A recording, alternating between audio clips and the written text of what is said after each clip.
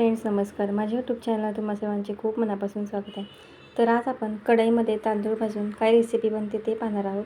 काय साहित्य लागतं ते पाहूया. तांदूळ 1 वाटी साखर घेतलेली आहे, वेलची पावडर, बदाम, काजू घेतलेले आहेत आणि 4 वेल एवढे आपल्याला लागणार आहे साहित्य. तर आता कढई तापायला ठेवलेली आहे. कढई छान तापली की त्यामध्ये तूप घालूया. आपण 2 चमचे तूप घालणार आहे. तूप छान तापून द्यायचं आहे आपल्याला. तूप छान तापलं की आपण त्यामध्ये तांदूळ घालणार आहोत.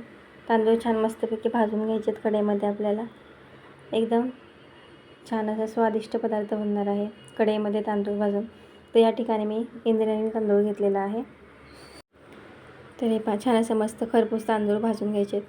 तांदूळ पाहू शकता तुम्ही असे व्हाईट व्हायला लागले.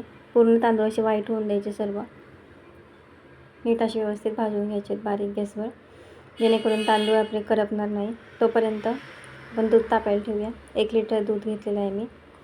दूध बारीक गॅसवर तापायला ठेवते. तोपर्यंत तांदूळ छान असे मस्त खरपूस भाजून घ्यायचे. बारीक गॅसवर भाजायचे, कारण करपायला नको तांदूळ, त्याने चव बिघडू शकते आपल्या पदार्थाची. छान असे मस्त तांदूळ असे पांढरे पांढरे भाजून झालेले आहे. तर तोपर्यंत दुधाला देखील छान अशी उकळी आलेली आहे. 1 लिटर दूध आहे. आता दूध आपलं छान तापलेलं आहे.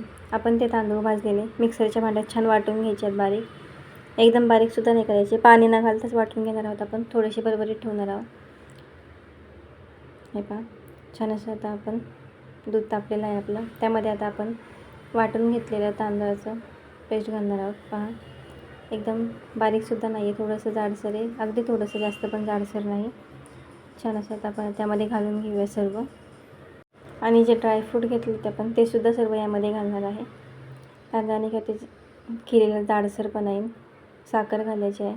तुम्हाला लागले तर साखर अजूनसुद्धा ॲड करू शकता तुमच्या चवीप्रमाणे. गोड जास्त लागत असेल तर आणखी साखर टाकली तरीसुद्धा चालेल. आता आपण यामध्ये ड्रायफ्रूट घालून घेऊया. आपण घेतलेले ड्रायफ्रूट सर्व यामध्ये टाकून घेऊया. आता हे तुम्हाला व्हिडिओ थोडा जरी आवडला असेल तर व्हिडिओला लाईक नक्की करा आणि चॅनलला सबस्क्राईब करा.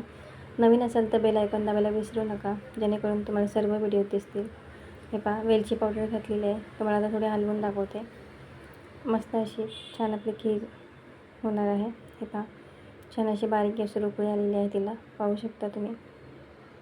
जास्त पातळसुद्धा नाही झाली, एकदम बरोबर झाली आहे. जास्त घट्ट देखील नाही. चवीलासुद्धा एकदम भारी लागते.